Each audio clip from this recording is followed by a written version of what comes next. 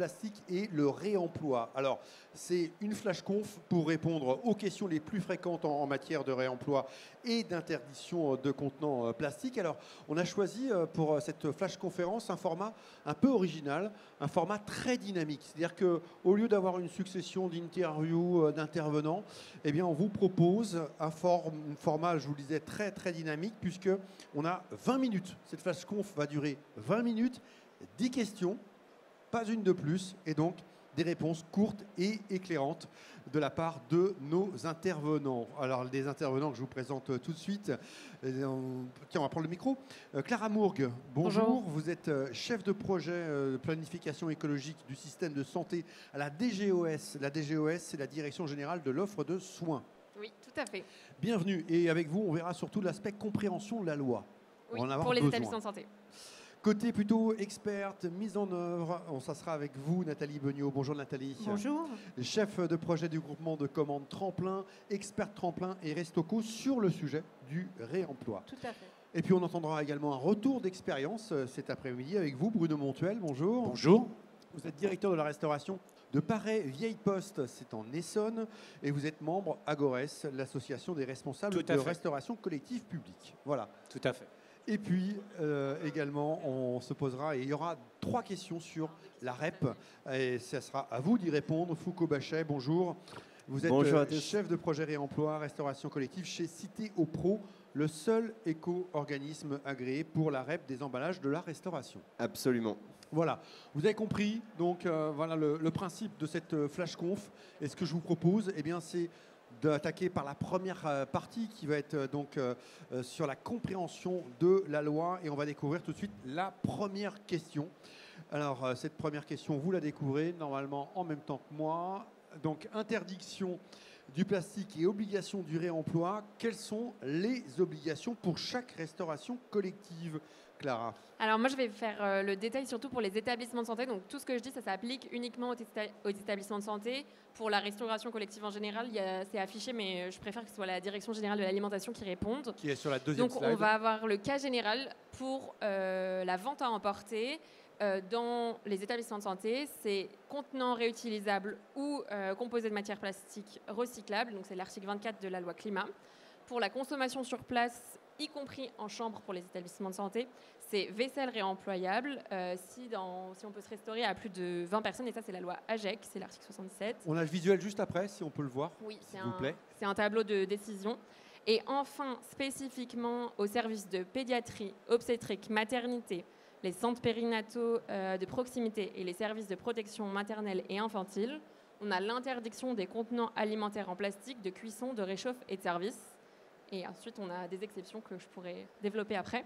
Et après, pour le reste de la loi hors établissement de santé, vous avez tout qui s'affiche, mais je préfère pas trop... Voilà, on vous laisse encore quelques instants parce que je vois que vous prenez des photos sur ce visuel, voilà, édité par Restocco. N'hésitez pas, ça va vous servir. Vous pouvez le faire, vous pouvez vous approcher évidemment. On le sent, Clara, il y a besoin vraiment de clarification et d'information. Voilà, je vous laisse donc prendre en photo ce visuel. Voilà, c'est fait pour tout le monde. Donc ça, c'est la première question. Voilà. Oui. Vous avez répondu à la première question. On va découvrir à présent. On va laisser juste... Voilà, ça y est, tout le monde a pris les photos. Allez-y, hein, vite, vite, vite. C'est 20 minutes, hein, le principe de la flash conf. Hein. Donc là, vous prenez du temps, attention. Hein. Vous allez diffuser le visuel ensuite. On pourra retrouver le visuel, oui. Alors, le visuel, bonne nouvelle, sera sur le site de Restocco. Voilà, donc ce visuel, vous allez pouvoir le retrouver sur le site de Restocco. Allez, deuxième question que l'on va découvrir.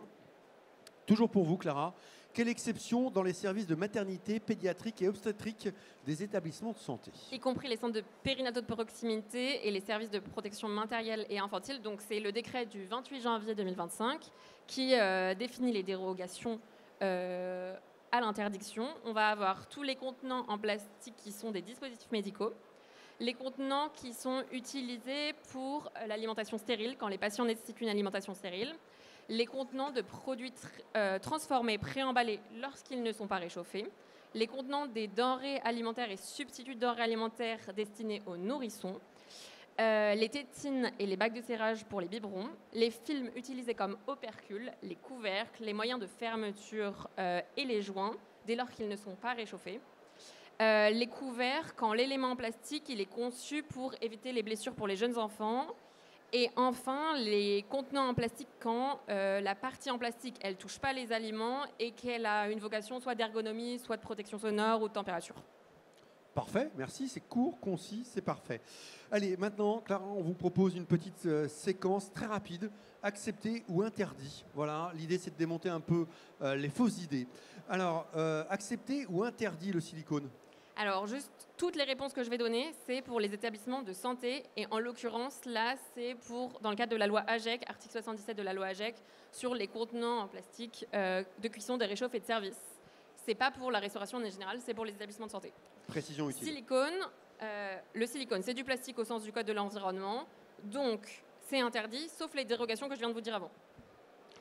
La cuillère en plastique, autorisée ou interdit? Couvert en plastique, c'est des contenants de service. C'est en plastique, donc c'est interdit, sauf les dérogations que je vous ai dit avant. Opercule plastique thermocellé. Opercule en plastique thermocellé, c'est dans les dérogations. Donc, on est autorisé dans les établissements de santé que j'ai cités, s'ils n'ont pas vocation à être réchauffés. Le couvercle inox avec joint en silicone. Idem, c'est dans les dérogations. Pareil, c'est si ça n'a pas vocation à être réchauffé. La salade de carottes préemballée. Alors, la salade de carottes préemballée, c'est une denrée préemballée industrielle au sens du règlement INCO. Et si la denrée n'a pas vocation à être réchauffée, c'est autorisé. Attention, les PCEA, donc les préparations culinaires élaborées à l'avance, ne sont pas considérées comme des denrées préemballées industrielles. Donc, celles-ci, elles ne sont pas autorisées. Merci Clara. Voilà, clair, défi. j'espère. Ouais, j'espère que c'était clair. N'hésitez pas. En tout cas, Clara évidemment sera à votre disposition ensuite, si vous souhaitez en savoir un petit peu plus, si vous souhaitez approfondir peut-être 1 ou 2 points. Évidemment, vous pourrez échanger avec Clara. Voilà, on voulait faire ce point vraiment de compréhension autour de la loi. Et puis, puisqu'on a la chance d'avoir avec nous une experte, on voulait aussi vous éclairer sur les différentes étapes à prévoir pour passer au réemploi avec vous, Nathalie Beugnot. Alors, quelles sont ces étapes? Je crois qu'il y a 5 étapes gagnantes pour passer au réemploi. Alors, déjà, et c'est très très important, il faut créer un groupe de travail qui inclut l'intégralité de cette fameuse boucle de réemploi. Donc, il devait y avoir une boucle, mais bon, vous ne la voyez pas. Mais il faut la créer ensemble pour ne pas oublier une partie. Il n'y a pas que la cuisine qui va être impactée, il n'y a pas que les offices, il y a aussi l'allotissement, les livreurs, etc. Donc une fois qu'on a créé la boucle, le deuxième point, c'est vraiment définir en fonction de ce groupe de travail, de l'analyse des risques, les contenants et les couverts que l'on veut utiliser en fonction de ce qu'on veut faire. C'est très important de définir un couvert qui soit empilable, dépilable, qui soit facile à prendre à toutes les étapes, bac idem, et il faut aussi que le poids soit cohérent avec les problématiques que vous pouvez avoir dans votre cuisine. Il faut limiter les TMS, évidemment. Essentiel, pensez à l'automatisation, vous n'allez pas tout faire à la main. Donc le contenant, il doit cocher toutes ces cases. Une petite checklist, oui, non, empilable, oui, non, le poids, oui, non, la traça, etc. Hop, c'est bon, j'ai validé mes contenants. Ensuite, je parle automatisation. Une fois que j'ai pris mes contenants, il faut que je trouve une solution pour conditionner ces contenants. Est-ce que je veux mettre de l'automatisme? Est-ce que je veux quasiment tout faire à la main? Il y a évidemment une question de prix. Il faut que j'ai un budget par rapport à ça. Et il y a beaucoup de choix. Il faut définir ce dont on a vraiment besoin, parce que ça peut vite aller à 500 000 €. Donc, il ne faut pas se tromper. Et en fonction du bac, vous allez plus ou moins de facilité ensuite au niveau du conditionnement. Donc, c'est très important. Une fois que vous avez fait ça, il faut que vous puissiez définir tout ce que comment vous allez gérer votre livraison et ce qu'on appelle la reverse logistique. La reverse logistique, c'est le fait de récupérer les bacs. Comment je vais les récupérer? En même temps ou pas en même temps? Est-ce que je vais faire une tournée spécifique? Comment je vais gérer mes tournées? Et ça, c'est un point aussi essentiel à travailler avec le fameux groupe de travail. Il y a aussi un point, et Citeo Foucault va en parler aussi, c'est la traçabilité. Il faut arriver à suivre ces bacs, parce que sinon on en perd. Les premiers essais qu'on a fait, on perdait 40% des bacs, parce que c'est très pratique pour la lasagne du dimanche, vous voyez. Donc voilà, il y en a eu beaucoup de perdus. Et la traçabilité peut aussi vous permettre de gérer une sécurité sanitaire parce que vous savez où il a été, depuis combien de temps il a été stocké, à quel endroit il peut y avoir eu un problème. Donc il y a ce point-là. Le dernier point, c'est vraiment réfléchir à votre PMS parce que, évidemment, les process vont changer. N'essayez pas de garder les process actuels. C'est pas possible. Donc il faut l'accepter et il faut que les gens soient formés et accompagnés dans ces changements de pratiques qui peuvent être extrêmement importants. Alors ça tombe bien justement parce qu'on va passer à présent à la partie témoignage avec vous, Bruno Montuel. Je rappelle, vous êtes directeur de la restauration à Paray Vieille Poste. Vous allez justement nous partager votre expérience puisque vous avez, remplacé des barquettes en plastique à usage unique du portage des repas à domicile, je précise, c'est très important. Tout à fait. Par des barquettes en inox collectées puis réemployées. Alors avant de parler de process, nous ce qu'on voulait savoir, et c'est la prochaine question, c'est la 5e question, c'est aussi un petit peu comment vous avez réussi à embarquer toute l'équipe justement dans le passage au réemploi. Effectivement, si on y va seul en s'appliquant sur le texte de loi et puis qu'on dit à tout le monde on a acheté des contenants, on va les tracer et ça ira bien, on se loupe complètement. Donc pourquoi ? Parce qu'on va entraîner une surcharge de travail, qu'on le veuille ou non. Donc dans ce cas-là, ce qu'on a fait dès 2020, puisque c'est une volonté politique de la ville, c'est qu'est-ce qu'on fait avec notre portage à domicile, parce que le jetable, c'est plus possible. Il nous a fallu quand même 2 ans pour trouver quelque chose. Donc un premier groupe de travail sur 24 mois, un deuxième groupe de travail à partir de 2022, et là en intégrant des industriels et des revendeurs. 2023, un troisième groupe de travail, parce qu'il n'y avait rien sur le marché. Un troisième groupe de travail où là, on a intégré toutes les personnes de la restauration qui allaient être utilisateurs de la production à la livraison de ces contenants réemployables. Donc effectivement, on a réalisé un test grandeur nature en 2023 avec du verre, mais alors là, très lourd, avec des couvercles infermables et un réouvrable pour les seniors. Donc on a mis tout ça de côté, on est reparti sur autre chose. Dès fin 2023, on a trouvé une entreprise qui nous a fourni un bac réemploi inox micro-ondable, un couvercle en verre renforcé, le tout tracé, donc un QR code gravé sur le contenant inox, un QR code étiquette sur le verre, sur le couvercle, et ensuite on est parti. On est parti et bien sûr, tous les opérateurs de la chaîne ont participé au choix des matériels et au choix de la traçabilité. Alors, Nathalie l'a dit tout à l'heure, il faut pas s'appuyer sur les process actuels, il faut adapter son process. Alors justement, c'est la prochaine question. Que faut-il adapter dans le process ? Qu'avez-vous adapté dans votre cas ? Nous, dans notre cas, il a fallu réorganiser complètement notre production, puisque derrière, ça nécessite un travail supplémentaire d'allotissement. Donc, il a fallu prendre en compte cette valeur ajoutée en temps de travail. Idem, en temps de travail, valeur ajoutée supplémentaire sur la livraison. Donc, il a fallu procéder que le portage à domicile, c'était la première chaîne de production à mettre en place, de manière à ce que ça sorte le plus vite possible pour que derrière, on puisse traiter toute la chaîne le plus vite possible en prenant en compte ce rajout de travail supplémentaire. Alors, vous l'avez dit, mise en place du procédé en septembre 2024. 9 mois plus tard, quel bilan et puis surtout, quel coût ?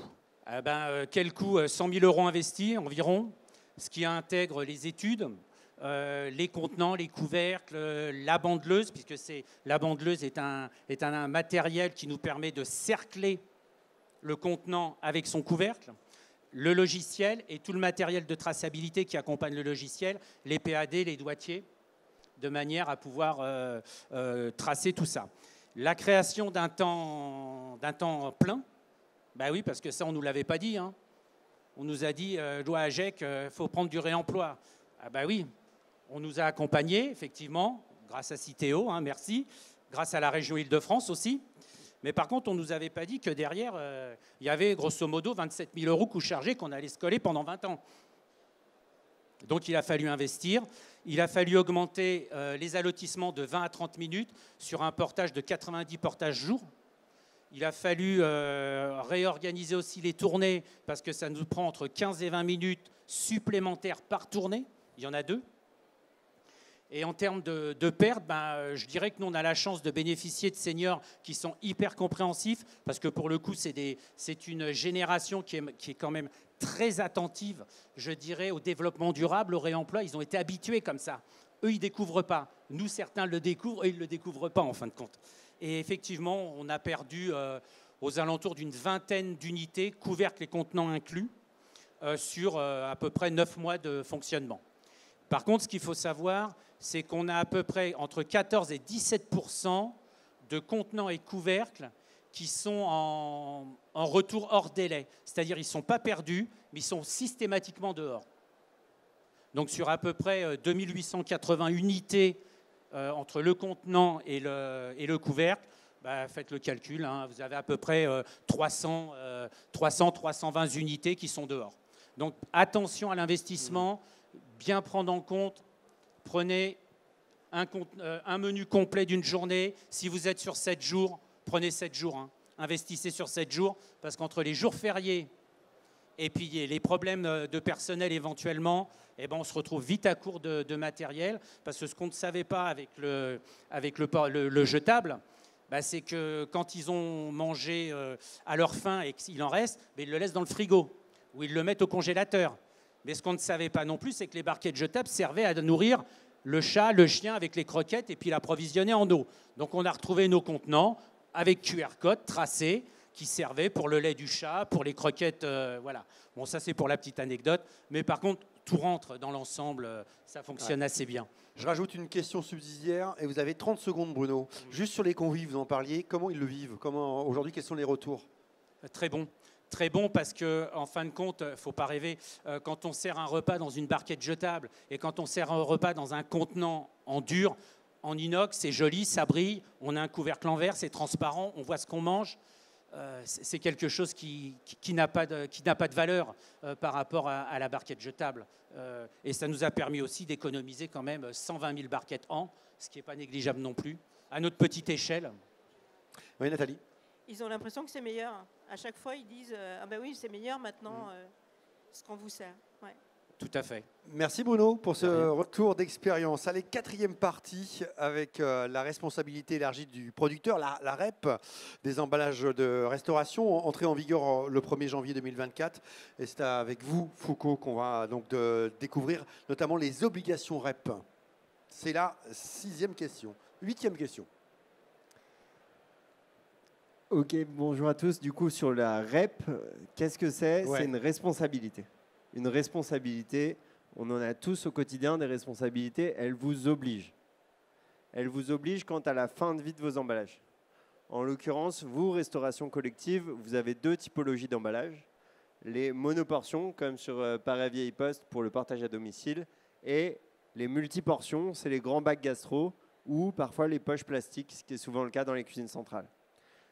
Donc la REP vous oblige à porter cette responsabilité élargie. Vous n'êtes plus seulement responsable de ce qu'il y a dans le contenant, mais aussi du contenant, de l'emballage. Et Citeo Pro, c'est l'éco-organisme qui vient porter cette responsabilité que vous avez vis-à-vis de ces contenants. Donc c'est ça l'obligation concrètement que vous avez. Vous devez vous mettre en conformité auprès de Citeo Pro pour pouvoir avoir la responsabilité élargie du producteur. Autre question, la REP permet-elle de financer la transition? Alors c'est bien le but de la REP. Les REP, ça n'a cessé d'exploser depuis 15 ans. Il y en a sur les mégots, les jouets, le bâtiment. L'idée de la REP, c'est qu'avec l'usage unique, on vient financer 3 R, la réduction, le réemploi et le recyclage. Concrètement, Paris Vieille Poste, Citeo a accompagné Paris Vieille Poste parce qu'il y avait ce sujet de réemploi. Et bien, ça va être pareil pour Citeo Pro. Concrètement, pour la restauration collective, on a 2 dispositifs. Le premier, c'est de vous accompagner à passer sur du réemploi avec de l'investissement. Donc, on a une enveloppe d'investissement qui est de 250 000 € cette année pour vous accompagner en tant que metteur en circulation pour acheter une ligne de lavage, une ligne de conditionnement, une bande rolleuse, comme c'est le cas sur Paris Vieille Poste. Et le deuxième mécanisme, c'est qu'on vient financer les boucles de réemploi.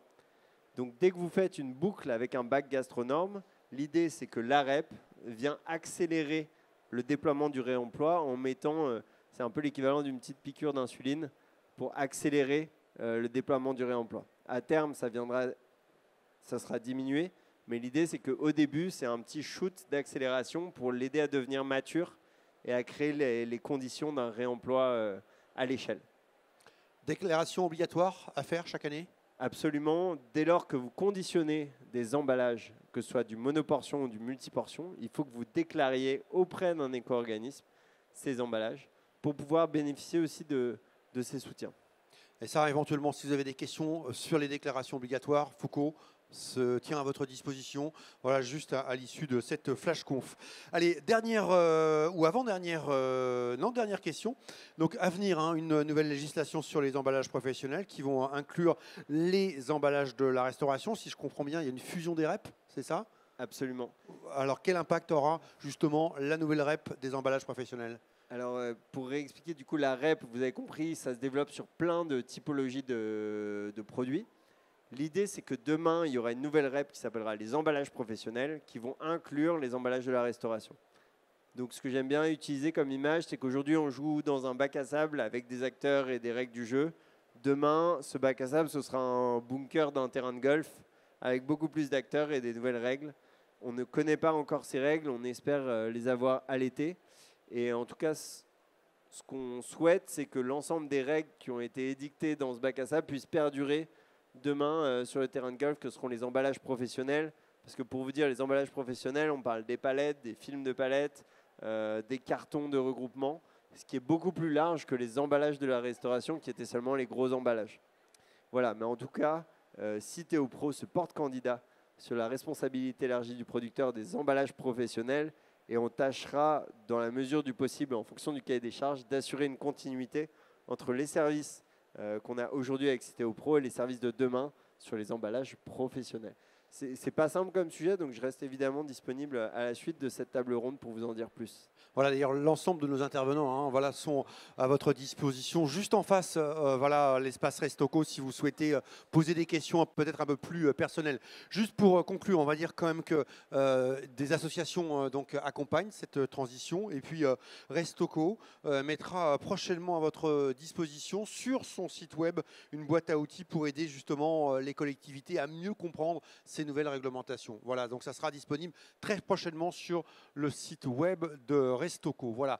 Moi, je voulais... Je suis dessus. Nathalie travaille dessus jour et nuit. Voilà, on peut le dire. Voilà. Je voulais vous remercier vraiment infiniment tous les quatre et sincèrement d'avoir joué le jeu parce qu'on a fait 23 minutes. Bravo, on avait dit 20 minutes. On peut les applaudir, bravo. Ils ont relevé le défi de répondre à 10 questions sur le plastique et le réemploi, voilà, en moins de 20 minutes ou un peu plus de 20 minutes. Voilà. Encore une fois, n'hésitez pas si vous avez des questions à échanger donc avec nos intervenants. Merci à vous. Belle journée.